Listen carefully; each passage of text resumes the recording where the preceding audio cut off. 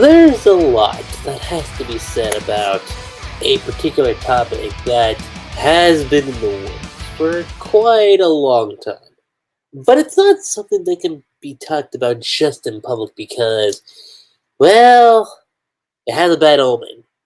So, what we have to do to avoid this particular bad omen is for you to come into my dimension so we can talk about it freely without the omen actually coming into effect. Does that sound like a good deal? Hopefully the answer you guys pick is yes, because, whoa, this chapter was certainly something. But before we get to that, hey guys, what's up? Lucky Cheese 7 is back again to give you guys another Black Clover podcast. And like I said, there's a lot to be said. But before we actually get to it, I could do these particular podcasts by myself, but what fun would that be? What fun would it be just to have me here like every other YouTuber when I could just be, talking about a series with a buddy, with a friend? So I've brought with me a special friend and a special guest. Go ahead and introduce yourself. Greetings, it is I, Sparda3g, back again as a guest, and it's good to be here once more. This chapter is pretty fun. Unfortunately, it's short, but it was still fun nonetheless. And yeah, there's something to talk about here, regardless, being the length has be shorter than usual for Black Clover. But I guess because he is busy with having a family and all that whatnot, which is fine, and I respect that because being a mangaka is definitely no easy task. If you go by that schedule, the infamous schedule chart board, it's pretty damn Airport of insane. Death is what a lot of people like to call it. Yeah, I guess you could put it that way.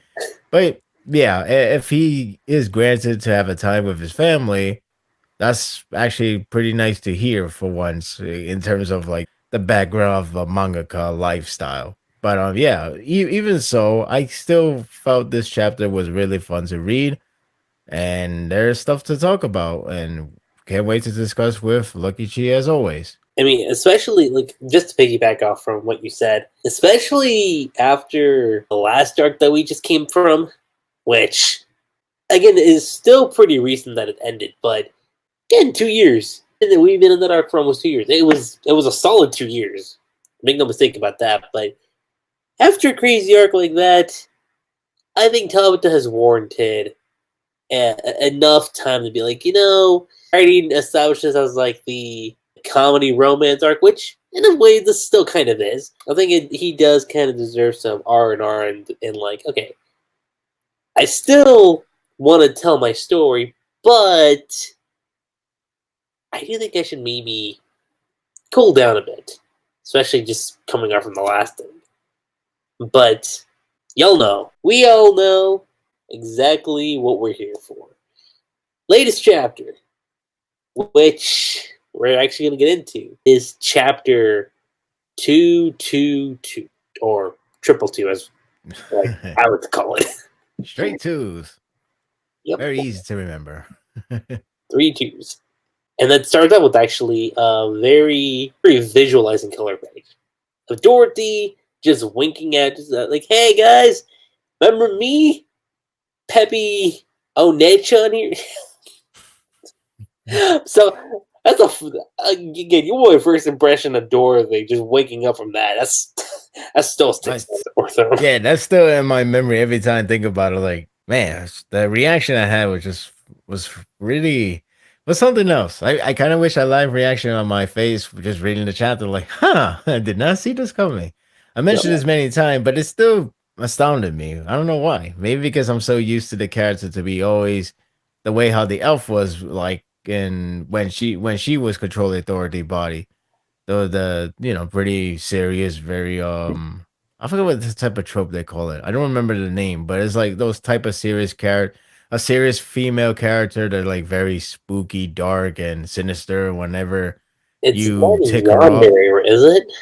it's not exactly yandere. It's like she always have that. She has that soft spoken tone. Like it's like, what do you think you're doing? Why if you come by here? you'll know you only died by my own hands. It's hard to describe, but it's those type of characters, and I always imagined her to be that case. So when the real one showed up, it's a different story. That continues to throw me off every time I look back.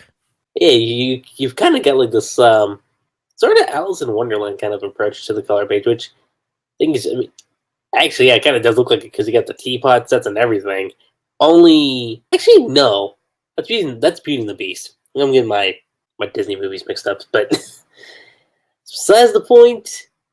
Chapter title is Just Between You and Me, so secrets. Very, very secrets when it comes to that chapter title.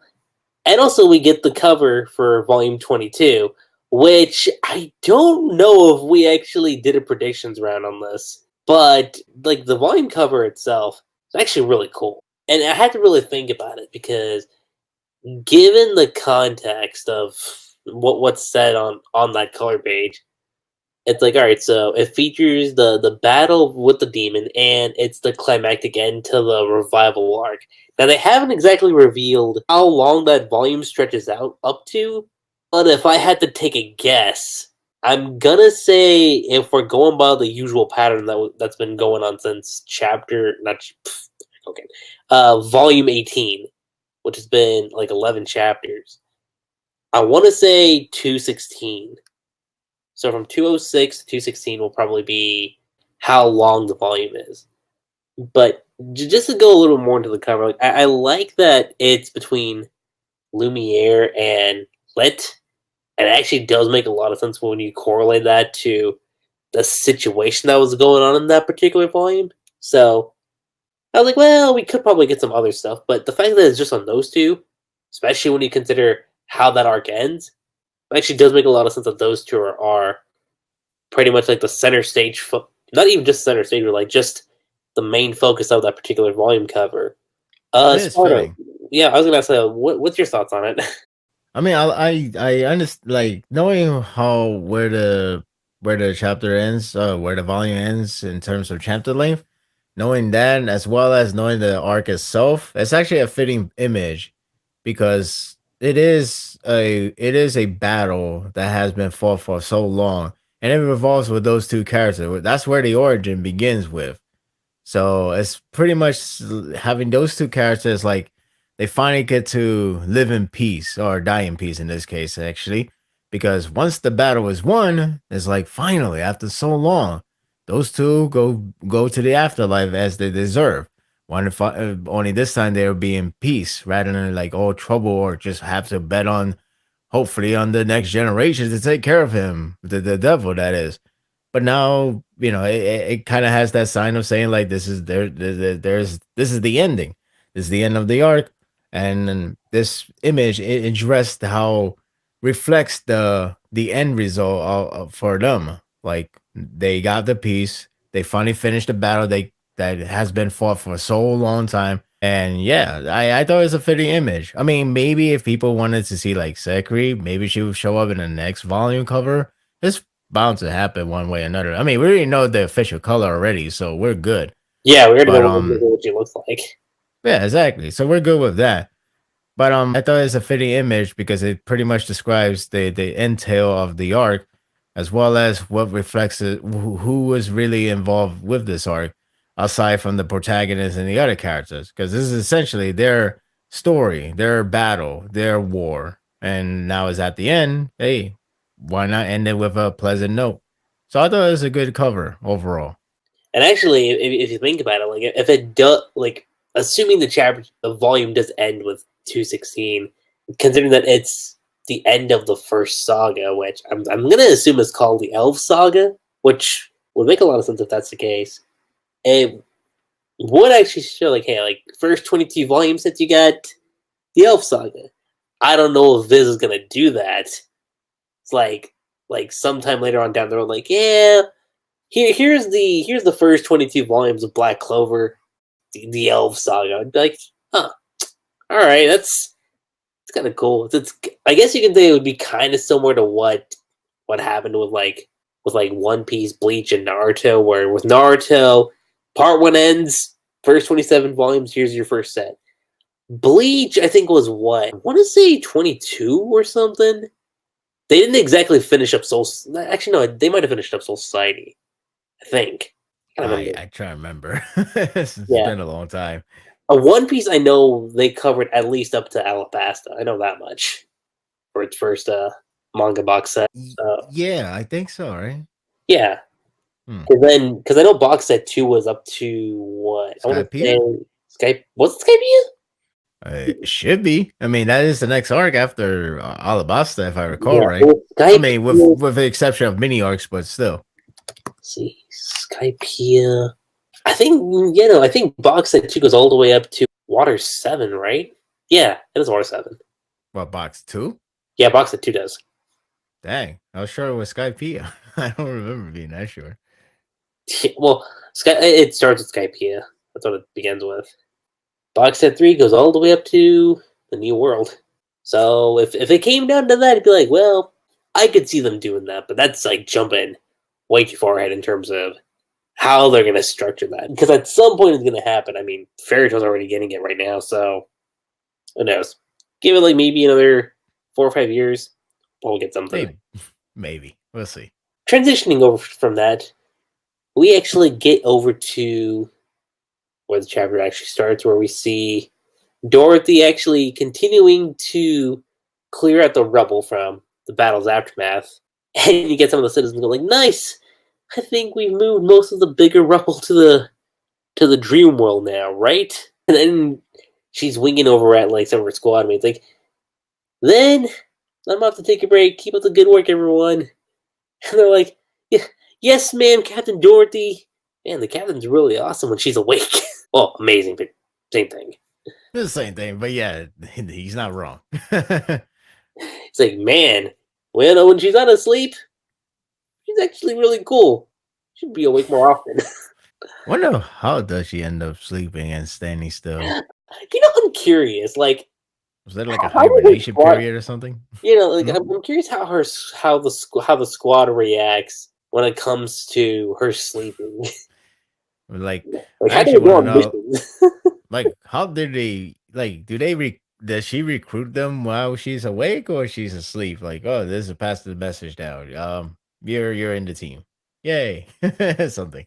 I don't know. I thought I'm trying to figure out. Like, wait, so if she's asleep and they have to go on missions, like, does she point out to something, or is it like, oh, you go there, and I'm going back to sleep? She hits on top of the roof where Noelle's at. She's like, can't keep my adorable guest waiting now, can I? And Noelle straight up is just asking, so was my mom really, as she was about to say curse, that's when Dorothy just like goes all the way up to her and then just puts her finger on her lip, like, didn't Noelle ever tell you not to speak of that out loud? Otherwise, you'll be cursed. So, coming off from that last podcast that we did, I kind of, well, no, we both assumed that Noelle was cursed, but turns out she's not really cursed. So, that's something to actually take into account. That even with that, she's there, and she immediately, like, literally falls into the dream world. Like, she's there, she's looking, she's screaming out of her life, like, what? Wait, what's going on? And she, like, lands on top of the couch. It's like, where is this? And Dorothy, like, in a chair. Like, well, to be fair, she does own the place. But Well, yeah. she's, like, in a chair, like, oh, yeah, well, welcome, my dear, to my dream magic-based glamour world. A world made of and for dreams. It is a space completely separated from the outside world, and also a space that is completely under my control. And she's like also summoning a T for Noelle too. She's like, huh, that's a thing. Here you are, my dear. I typically use this space for various tasks such as holding naughty people prisoner for their punishments or transporting rubble or injured people like we did today. Does that include dead people? That wasn't exactly specified. You know, using this place as she using the space as she said for holding naughty people prisoners for their punishments. I tend to wonder, like, what exactly goes around there. Like, there's like pretty much, I'm gonna create hell in here, and by God, it's like actually living in hell. I mean, this is her imagination world, pretty much. So, huh? It seems I pretty know scary. that's what kind of got me thinking too. I'm like, if I wonder, like, I mean, like just to diverge to Naruto, like the Genjutsu is like supposed to bring out nightmares, but this, I mean, she has the power to do whatever she wants. So it's like, um, punishment. Let's see what their biggest fear is, and I what that mean, the scary part about it, when compared to Genjutsu, for instance, is. Genjutsu affects your mind and it deceives your mind. So, and physically, you just be frozen shut. Like let's take the I forgot the name already. That one Genjutsu is pretty much it keeps you in a forever loop until you learn your lesson or something like that. Kind of Oh yeah, I know what you're talking about. it's a forced power up scenario, but it is a way to to progress the story plot. It's kind of ridiculous, but let's just say, but aside from the massive conveniences, let's just say about that power. Let's just focus on the fact that it's a power that entraps a person in their own mind game, in their own flashback, in their own world, up to the point the only way they have to escape is to accept a path that will change their life drastically. But in here, there is no mind trap. It's rather in yourself, your being, your physical body being trapped in Like you're someone's actually else world. seeing it. Yeah, you're actually seeing it, and above all, you're feeling it. So whatever, like maybe she'll image a straight up hell with devils, pitchforks, and whatnot. If you get stabbed by it, you're gonna feel it. There's no like, oh man, my mind feels like it's getting stabbed. It's like, no, you really are getting stabbed. It's like, oh no, my worst fear is getting decapitated. Oh, well, that's what you're Well, getting. yeah, if you get decapitated, then that's it. End of story. You're decapitated. Yep, you'd be like, yeah, so GG. So, hey, I mean, I don't think they ever addressed why she goes in a hibernation, especially before the time when she woke up. Like, why is that? Why she's like that? I don't think they ever explained. Did they ever explain I that? don't think they've explained that yet, and I think bringing that up, I think that'd be cool for Tabata to actually like bring into account at some point. Maybe it could happen in the next chapter, or maybe later on. But I am curious because if she goes to sleep, does that mean she just like pretty much entrap herself to the mind world, like this world, for instance? She's pretty much just enjoying life here. And then she just That does she could just explain a couple things actually, if that's the case. yeah, or like does she decide when to wake up like she wants to, or there's like something about it? Like it's just like now we seeing her woke up, but like wondering like was it because hey we had a war, we kind of had to bring you out with well the illustrate the illusion of yourself or something like that in order to wake you up or something like that. It's I'm wondering what caused of it. Maybe it was addressed. I'm not sure, but but like in this chapter they finally address how the glamour world works. I mean, you kind of have the hunch when you first saw it with the black bulls, but I was here gonna it's address it, more yeah, like you saw it briefly during that specific point of the arc that we were in. right.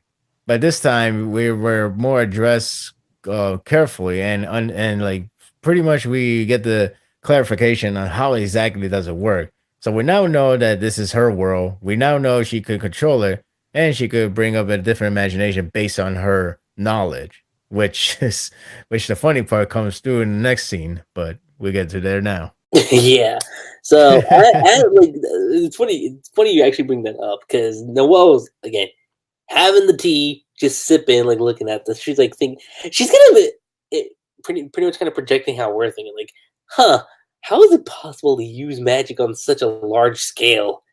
And she says it's completely under her control. That's just ridiculous. How strange. And all the while, you hear someone call out Noelle, and she looks over, and it's Asta. Now, at first, I'll be honest, I got to this part and I was like, "Weren't you with Captain Yami?" It's the first thing that came to my mind, actually. I thought you mastered the teleportation technique. Tell Like, yes, thank you, thank you, Yami. I finally learned how to teleport out of thin air. right? He's like, "Yo," and she's like, "Wait, Asta, why are you here too?" And because even she's like, "Wait, weren't you just with Captain Yami?" This next battle, oh my god, I got a good kick out of it, but that was my immediate thing going like, okay. I knew something was a little up because Asta's like, "Who cares anyway? You look cute today, just like always. I can look at you forever." And I'm like, oh, wait a second. Last chapter, I said, okay, look, we both said Asta's getting a little smart. This was like a huge jump. It was like 180 right here, or at least 90 or Yeah. something. I'm like, what the hell? It's like, wait, there's no. I'm like, okay, unless he was just trying to keep it cool in the last chapter, then okay. But he kind of did a 90-degree angle, like, all of a sudden he just knew, and even like Noelle was like, just like super flustered. I'm like, wait, what? Then you find out Dorothy's teasing her. She's like, that's one of my creations. I believe he's a certain boy that you're interested in, right? And as she said that, Noelle uses her spell. She's like, I'm not interested in him at all. And she's like, oh dear. And Just asks, knocked them away. oh, why? Well, at least that part is consistent to his character. You're right. Like, could you imagine that happened? And he's like, this feels so good. I'm like, okay. That's a different ass altogether. But yeah, at least that part's consistent. You still got Dorothy just explaining like, perhaps you came to see me for his sake as well. And I was like, no, that is not the case at all. She's like, well, regardless, this is the perfect place to chit chat and gossip about secrets. And then she's like, does that mean? And then you get Nozelle's little image popping up, and he's like, we can talk about Mother. This time, it's my brother Nozelle, another figment of my imagination. Though, therefore, he is how I think of him. But that's why you came to me, isn't it? To ask your brother questions? And this is where we get to the more main focus of what the chapter has to offer. Sir Nozelle hasn't told a soul, or even your other brothers, of how your mother, Aesir Silva, died to a curse set upon her by a demon. Damn. Yep. But now we know that Noelle is not responsible for her death. Nope. Though I do wonder if, since she was cursed and then she gave birth to Noelle, it's like, does that mean that would explain that some of that curse goes through Noelle because of that? Like How exactly? in terms of like her abilities? Right. Like, we don't know what kind of curse is it. Well, we kind of know actually, but like, just how, to what extent does it affect the person? But it seems like it takes upon a life, so that's pretty deep. But what if a person who is cursed gave birth to a child? Are we expecting that child to be clean from curse, or they'll have some effect of a curse, or have a curse itself as well? Like, what's the story behind that? That's a good Like, question. because like if it's just like, if it's just like the effect of it rather than being part of it, which is actually different, because a part of it, that means you still have a curse in you. You got to get rid of it. But for Noelle case, would it be just be get effect of it? Like, for example, like the whole inaccurate accuracy of the magic power that she was having trouble back in the very beginning. Was it because of the curse that was like messing up due to birth? I mean, she's, now we know that Noelle's mother died when she was still cursed. That would mean that Noelle was affected by the curse in some way, shape, or form. We don't know if that means the curse was transferred to her. We either the curse transferred to her, or just the effectiveness of the curse goes to her, at least for the time being. Well, I don't know. I'm not sure it's even there now. Now that she finally got good control of the magic, but You never know. Maybe there will be more to it to that extent. There's probably be more revealed down the line as well. But yeah, so we now know that Noelle is not responsible for her mother's death.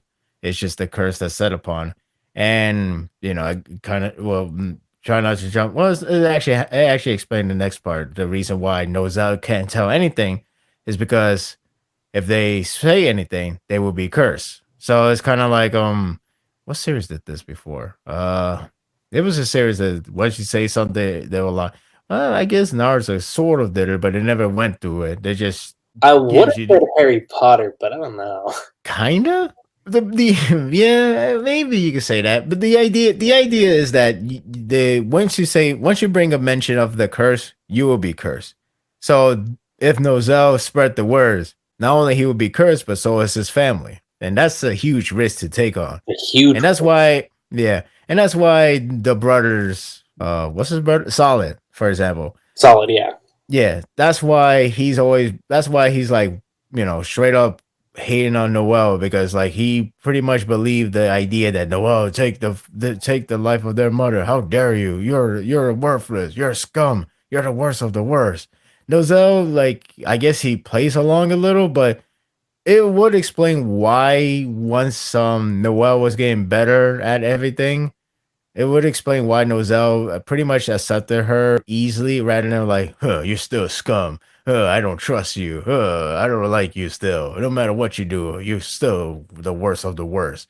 Instead, he's like, hey, you remember, you got to do your job. After all, you're a silver family. You can do it. Like he was very respectable in some sense.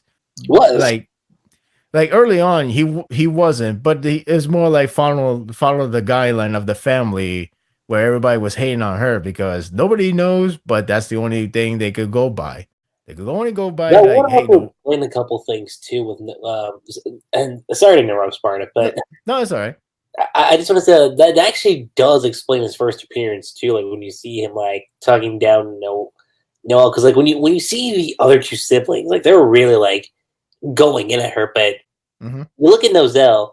I mean, yeah, he's doing the same thing too, but he's kind of doing it in like a I don't want to say calm, cool, collected manner, but definitely a lot more mellow tone than the other two are. It kind of has that little like, well, I'm gonna regret doing this, but it's the only way to protect you because I can't really say anything, but I got no choice. It's kind of like a regretfulness, I guess, in a sense, maybe. I mean, that seems the likely case. Like I said, I think the clear example is when Nozel pretty much accepted her when she was like already up back in the Elf Resurrection arc or whatever you want to call it. I The think one of last the arc. recent episodes covered it, if I remember correctly. Yeah, I mean, even the anime brought that back up when Asta and Yuno decided to go back to the orphan homes to save them, and then that's where Nozel pretty much showed the respect that she Noel probably never expected to have, especially from the higher up of the family, the Nozel himself. So it's like, huh? But the truth is, he always has been caring about her. It's just difficult because the curse can curse him if he say anything about it. So yeah, that's pretty damn hard. Especially like when you got him just going like, "Yeah, it seems I've taken a while in telling you, Noel," but he's like, "I didn't want to put you in any danger," and she's like, "Nozel." Oh my god! I mean, look, the bit was funny, and the next part I was just like, I laughed for a good 2 minutes. I was like, "Wow, that is very out of character." Because he's like, Noel." It's like Nozel, and he's like, just like comforting her. He's like, Noel, my adorable little sister, Noel." I'm I like, like oh. the fact. I like the fact she used a dragon version of her spell to knock her out. Knock him out. Sorry. I I did too. I was just like, huh. was like, damn, you went crazy on that one. I know with the Aztec, she just use like a normal spell. This one, I'm like, okay, so we're sending the water dragon at this time. Okay, it kind of got me thinking, like, 'cause if if stuff wasn't really going down, would Nozel actually act like that? I'm gonna say probably not, but it would be pretty amusing to see the real Nozel act in that particular manner. I'm very curious if that's supposed to be the real nature of his character. I mean, based on Dorothy, she's saying like, "Well, that's how I always saw Nozel to be." It's like, how? Like, are you thinking exaggerately, or are you? I hope so. Like, it would be hilarious if he really is like that. It's just like, again, it's hard to act that way in front of the family who's supposed to be hating on her. But maybe now everything has gotten better. Maybe he will show that true color one day. Maybe. But it is it threw me off when he just did that part because like it was all sentimental. It was like, oh, that's nice. He really did want to protect her. And then he just acted like a siscon or a sister complex. Like, what the hell? Where did Yeah, this right. come from? Like you like just imagine if somebody's decided to read this page alone after like getting the first impression of the series, and then they probably ask themselves, "The hell happened to his character?" It's like, Yeah, right. I don't know, changes. Changes happen, my friends. Changes. He gotta get a revamp to his character. He gotta be special now. He has a sister complex. Yay! That's very unique. It's like, is it? Because we know Ghosh has one. Yeah, why not? So why not have another person? It's like one of those characters. Which character was it from Gintama? Oh my god. Oh, I know what you're talking about with the sister. I know, like the one with the sister. The sister's the AccuWeather report. Yeah, that one. Yeah. Dang, I forgot his name. I just know the sister. It's a pun, a very strange pun. So, damn, I forgot the guy name, but I just remember he went like, "Wait a minute, it's at 6 o'clock. Everybody heads to the room, tape record everything," and then there you go. Dang, I forgot his name, but yeah, I know he's talking about. Yeah, let's go with that. Maybe Nozel is like that. For all we know, you never know. You never know. Oh, yeah, actually, that's what it is. I'm like, okay. I mean, hey, did anybody guess Dorothy would be like this? Seriously. No? So why not think about Nozel being like that kind of character? And she's enjoying it too. That's the funny thing. Like, she's looking at this, just going like, yeah, it's like, I've always seen him that way. And she's like, hey, stop messing around with Nozel like that. Yeah, and then the real Nozel's like, I got a bad feeling about this. He's like, I'm getting these weird tremors right now. Like, I'm being misused or something. I sense a disturbance. A weird disturbance that I am completely out of character, and I don't know exactly why it's the case. Even if the real Nozel showed up and he looks just like, we don't talk about that. Be funny, and Noelle go back to her brother, and then she's like remembering the image of the Syscon Nozel edition, and he's like, stay away." Like, for what? It's like, I didn't do anything. Like, no, you don't understand. That dream world scarred me. What did she do to you? It's like, you don't want to know. After you get the whole Nozel thing, like Dorothy's like just straight up like, oh well. Well, Nozel's flying off into the atmosphere. Let's return to the main topic. Like, she's like, it's like what? It's like she's breaking the fourth wall. It's like, yeah, I know that's going on in the background, but let's get back on track. So let's not create another image of him. I'll just let him fly to the atmosphere. You're right. Anyway. Yeah, so this is where we get some other new juicy details about the demons. It's like, unless something happens out of the ordinary, demons are not able to manifest in our world.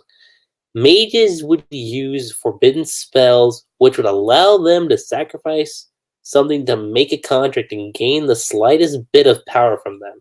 However, perhaps something went wrong, and because now that shadow is wriggling around in our world, which would actually really like further describe what happened in the last arc with, oh man, I'm blanking on his name right now, but the one person who was like serving the elves, but didn't necessarily turn out to be an elf, and he ended up being the devil.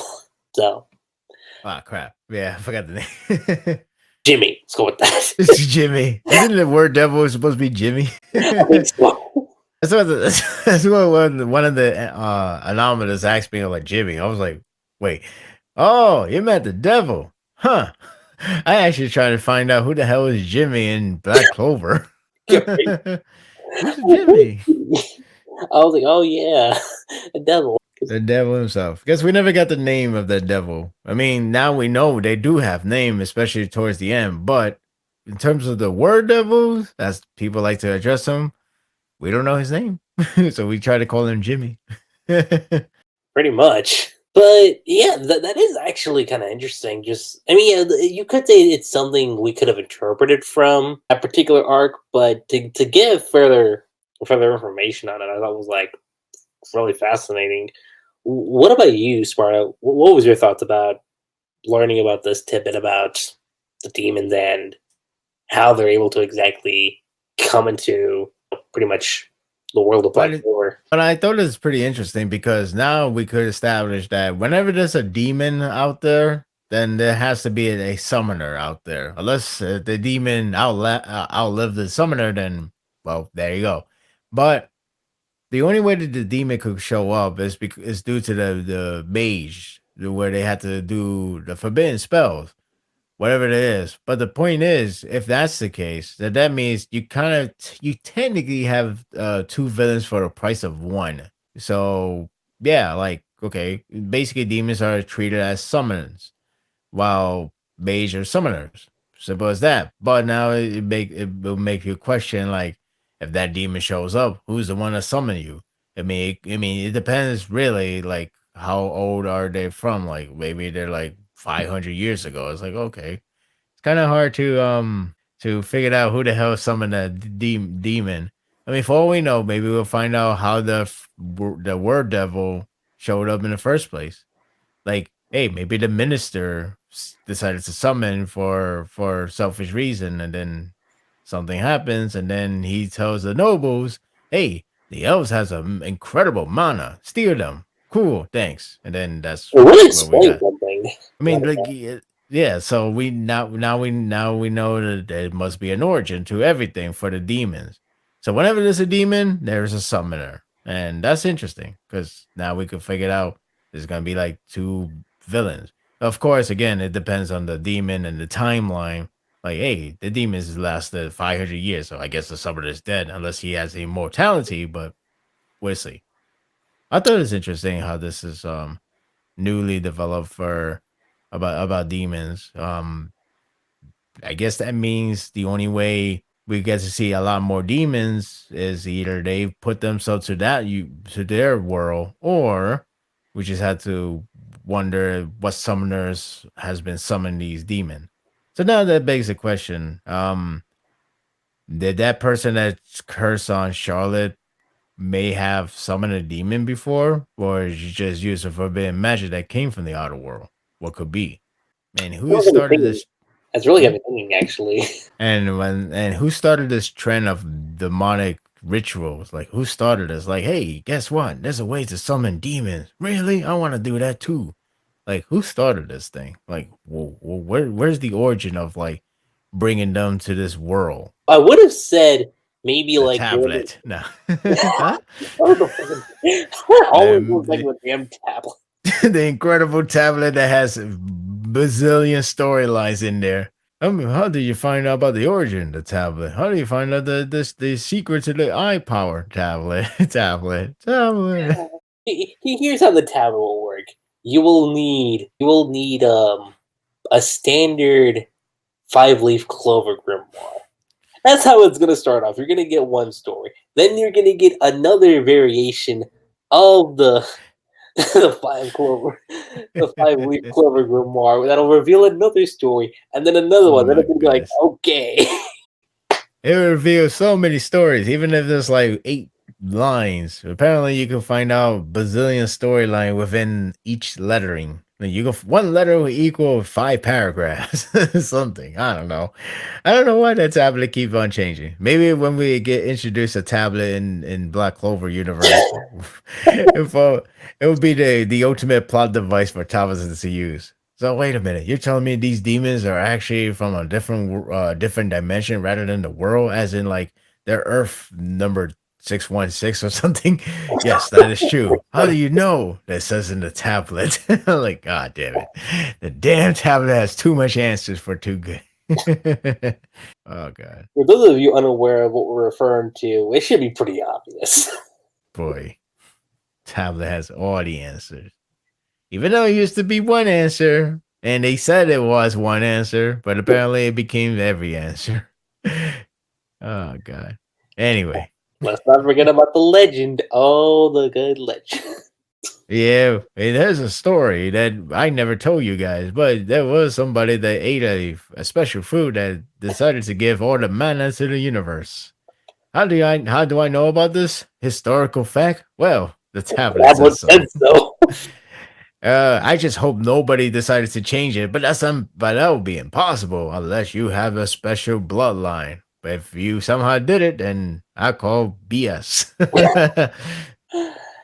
Anyway, on a more serious note, it does get me a little curious about Asta's demon, though. The one that's on his grimoire. Like, did somebody summon him and that's why he's in the book, or what? That's true. Like, what does it come free inside the book, or somebody has to summon still? Because I don't know. If there's a demon for Patuli, to my I recollection. don't think so. I mean, he has summoned the dark mana now, but there's no real. Oh, he summoned a demon now. What is the story behind that? So that means Asta probably has summoned. Well, not him. I mean, somebody did it to him. I'm not sure who. One will argue maybe that demon is the same one that is addressed at the very end of the chapter, but I don't think so. Maybe it'd be someone else. Speaking about the final page, which we're actually on right now, here's what I want to say. When I saw the first panel where you had Noelle just saying revenge for mother and the key to saving Asta, I remember the first thing I said was, all y'all people talking about, yeah, shounen heroines can't do shit. Noelle's continuing to prove that shit does not fly whatsoever, especially with this. Like, again, let me address this. So, at first, it was about wanting acknowledgement, which for the most part, you could say that that's still kind of like an ongoing thing because not everybody's acknowledged her. You could say Solid has, you could say Nozel has. I don't think Nebra has, as far as I know. To my knowledge, I don't think so yet. No, so But that's still an ongoing thing. But now you have Noelle actually learning a little more about her lineage, and more specifically with about her mother.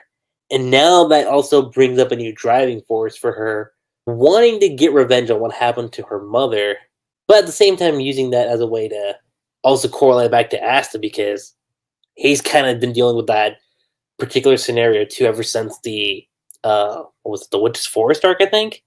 yeah, So a pretty big thing, and that got me really, really excited for where we're actually going with her. But what about you, Sparta?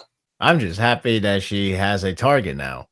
And that target is, well, the demon actually have names, believe it or not. So at least we know now they have names, unless it's up to the people themselves to call them that. But take the name that supposedly has killed Noelle's mother. It goes by Maggie Q. I can't pronounce it right. Let me Okay, see. so it looked like Dracula, but it had Horns. yeah, Megacula. Megicula. Dracula. I think it's Megicula. Dracula. I think Megacula. Something like that. Megicula. I'm Yeah, I'm not good at first try in terms of I pronouncing. think the anime will But probably help with that. the idea is that it could mean that this particular demon is like Dracula, or instead of sucking blood, it'd be sucking mana. Maybe that's my guess. And if that's the case, maybe he has to do something with Asta. Not exactly saying they had the demon inside the grimoire, but maybe did something that Maybe it's happens. related to Because that particular demon. it could be related to that. Maybe he has drained all the mana from Asta or whoever was the victim. Maybe whoever is Asta's mother, maybe she was like similar to Noelle, only this one all the mana is gone. Like instead of like my mana is very wonky, I can't control it right. Instead, it's like I have nothing no more. I have no magic. I can't do magic. I have nothing. And then I got the sword. Thank God for the grimoire. Which But would, if that's the case for Asta, that would actually explain a lot as to why he has no mana at all. right, because we don't know the origins though. We only know that when it comes to the grimoire wise, even Sekri doesn't know. It's just conveniently landed on him, and she conveniently got close to him. Like, hey, look, I found the kid who happens to have the grimoire from Lich.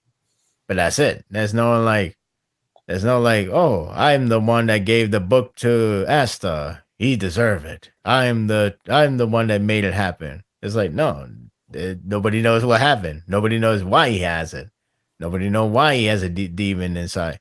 We don't know anything about Asta besides whatever was going on today, but none in terms of origin story. Same thing for Like, why those two particularly? Like, why those two end up being the exact same time? It's not like is always there in the orphan house, and then Asta appears. It's like exact same time. It's like, oh man, I gotta drop these off, these special children. But like, why? Where they come from? Why they so different in terms of They were just there. yeah, like what like why they're so different? Why they're apart? Why they what well apart in terms of like abilities? Like one has a four leaf, pretty much like a chosen one kind of character, and then the other character is like not chosen, but then got a demonic thing. Is like very very rare to many people. It's like so strange about their origin, and I mean, I don't know if this demon has to do with anything with Fasta, but it could be something related in some formal way. But going back to Noelle, I'm happy about this because like now she has a target per se. Like she could fight. She pretty much has a her own boss battle impending, and it'll be interesting how this is gonna go down the line. Like I was worried if her family were to accept her already, which seems like largely they do, but we'll see later on. We don't know if the father is alive. You know, that's a good question, actually. I don't think we've gotten any mention about the dad. The only thing we know Right. is that her mom's dead. Well, we know that for sure. Yeah. I don't know about the dad. From what I remember, or at least what I heard from others, they did mention the father, and they I think they suggested that he's pretty much an arrogant prick, from what I heard. So maybe we get to see him one day if he is around. We'll see. That could actually be Um, that driving force going for Noelle of like making sure she gets acknowledged by everyone in the Silva family. right. But we're going back to like the reason why I'm excited for this because like now she has like a subplot to two subplots in a sense to find the key in order to save Asta, and the other one is to get revenge for her mother. Because again, now we know that Noelle is not responsible; it's the curse, and whatever that demon is, she will find her and pretty much get a revenge out of her. So it's like getting two subplots done in one. But there's bound to be some shenanigans going to happen. And not to mention, now that she knows about the curse, when she gets closer to get to that demon, she can't really say like, "Oh, I gotta get this person because this person has cursed my mom." Because if she says that in the open public, And she she's would be cursed.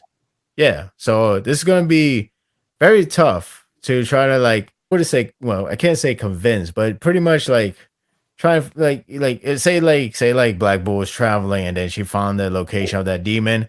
How she's gonna like convince them like I gotta go there. Why are you gonna go there? Because that demon is the one that can save Asta.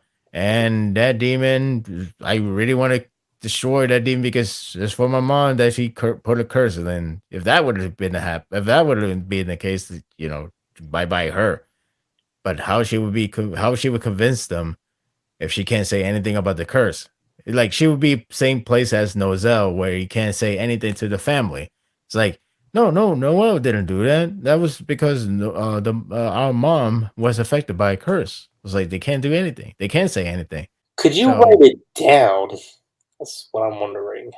I don't think I think whatever your mind intention happens, I think it will be reflected the same effect. But like even if you write it down or sign message, as long as you try to say something or mention something that revolves the curse, then you'll be cursed. I think that's the case.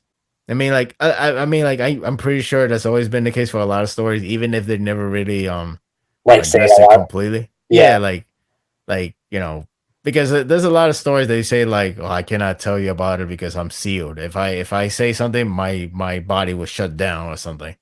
And they never really say like, why not write it down or make a sign language or do a charade?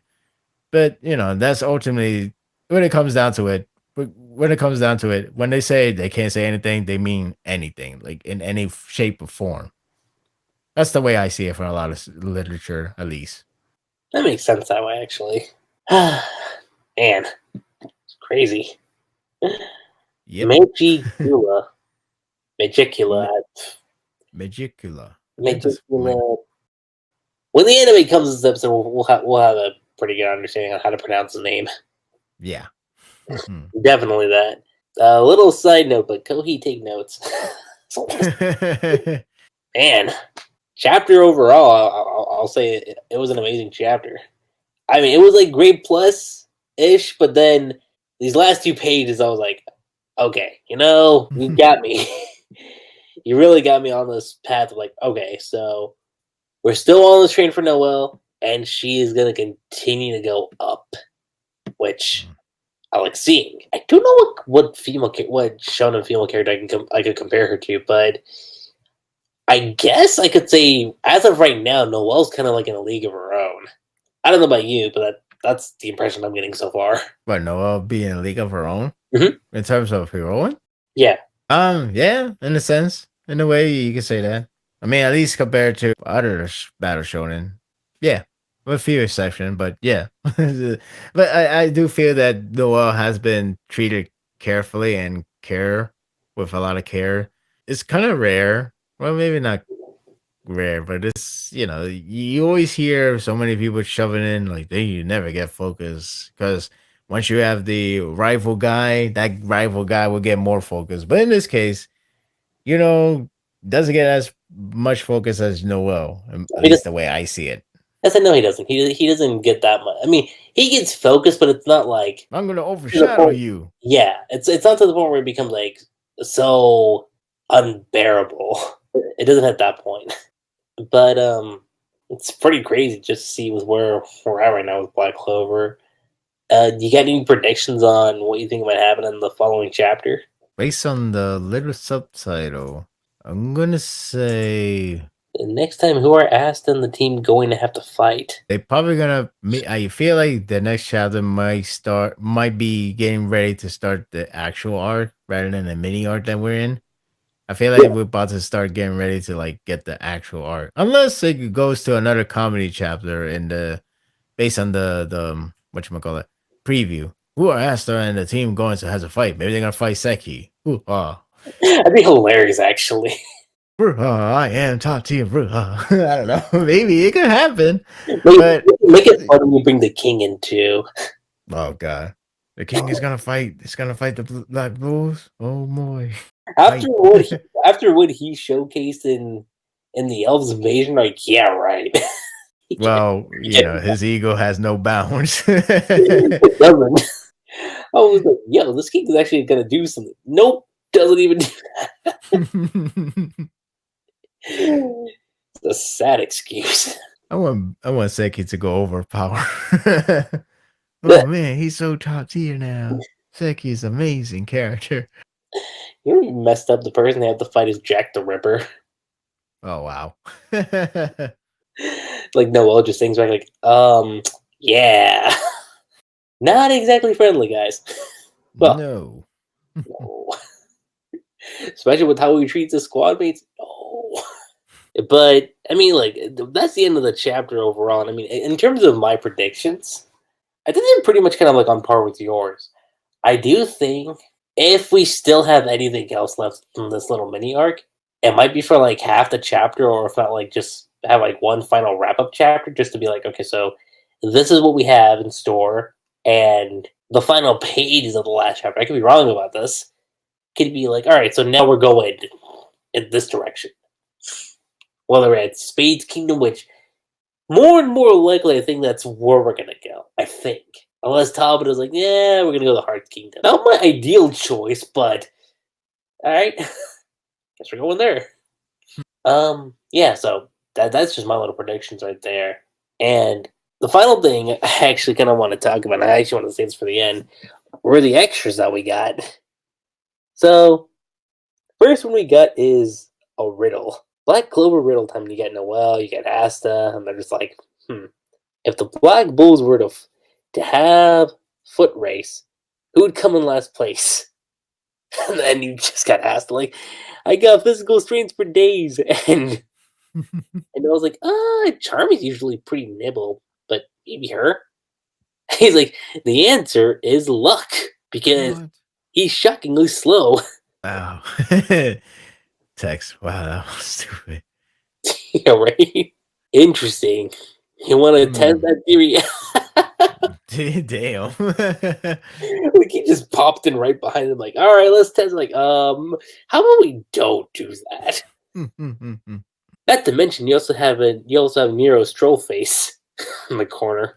I I just just noticed noticed that it. too. Just look over Nero. that face, man. A damn, a damn face. And then the next one you get is seriously captains, which is basically between Yami, Fuegoleon, and Nasta. It's like black meteorites, let me chase after you after things with strong magic power. And he's like, well, then I guess I'd attract you the strongest since I've got the most magic power. Fuegoleon's like, no, I do. And then Start firing up. Noelle just pops out of nowhere, and he's just like, "What a foolish stud! Clearly, I'm number one." I didn't even ask him, like, "Wait, what's going on?" You just keep detouring. Oh, I do wonder if that really works that way. Right? Like, oh damn, everybody keeps firing up. I should stop using the sword. I should, yeah, like he got real, like, I bet it'll be me, and then Jack the Ripper. It's like, let me rip you to shreds. And then you got funny, you got Charlotte over there in the corner. Like, I won't lose to the The men. man. And then Dorothy. Be back to sleep. And I don't know how, but that's the guy motions. It's like, yeah, Oh well, yeah, it was rotating all day. he's like, yeah, no, I'm not gonna deal with that. It's like simple but gross. Oh, those are kind of amazing. And then you got Charmy's secret. When my dwarfen blood boils, I transform into a cool adult beauty. Then I'm able to use my second magic attribute, food magic. But then, then you got Noelle and Asta. But then why is your usual magic attribute cotton? Since you make all that food, and Asta's like, well, technically the food is made by the sheep. She summons, right? And then she just goes back to her normal form. Like, excellent question. It's so I can do this because it's the ultimate magic for food coma. Like after a hard fought and a food and a good delicious desserts or food, whatever, I go to sleep. I can go to Makes sense to me. it does. Actually, that's the last of the extras. So if I okay, I'm gonna say right now they're all pretty hilarious. But if I had to pick one, whoo, that'd be tough. I guess Charmy's secret would be probably the one I'd pick, just because it's kind of amusing. Because I always kind of wonder like how did that whole thing go down? And I guess Tabata kind of like threw it in like yeah, it'd be kind of like well, it's not exactly this, but throw it in a more comedic sense. Like yeah, that's how it would play out. Like that sounds like a logical approach. What about you, Sparta? Like, what was your favorite out of the Um, that we got?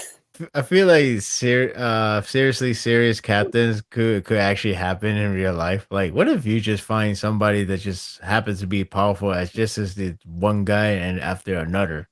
Like, oh, I find like 4 demons. I'm gonna use this black meteorite and then let her chase after you because you are the strongest. And then what if somebody else power up? Oh, not anymore. Oh, not anymore. Oh, not anymore. Like, oh my god. So it seems like that itself is a very, very bad weapon to use when there's so many powerful characters on display.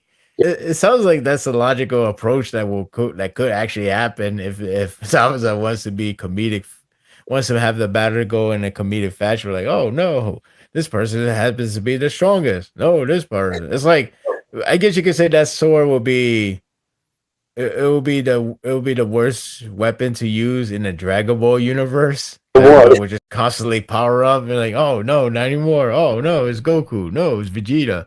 No, it's Jiren. No, it's Broly. Oh my god, I don't know who. It's like, I don't know who I'm gonna fight. It's too much. I'm gonna go up in a corner and throw up because that seems like the logical approach right now. Well, yeah, as long as you make a circle and then just keep on spouting, I'm the strongest. No, I'm the best. Or you're back to river and going like, how about I just rip you into pieces? Or be Dorothy and just like sleep through the whole thing. Ah, man, that was fun actually. Yeah, right. That was actually pretty fun. I don't know if we're gonna get this next chapter, but it would be pretty amusing to see what Tabata comes up with. Don't these normally show up in like the volumes? The shorts? Yeah, I think I think those are from the, I forgot what magazine, Psycho magazine? I think so. Yeah, Psycho Jump, something like that. And then I'm not sure if I'm right saying it right. I think it's from those. So I think they're actually from a separate volume, which I think is the first volume. No, I don't think the first volume. Wait, I feel like the first volume came out already. I don't remember. All I know is that they should be. I think they're treated more like that Rock Lee SD thing that from Naruto. If you remember that one. oh, the Ninja Pals manga. Yeah, I remember that. Yeah, I think it's treated more like that.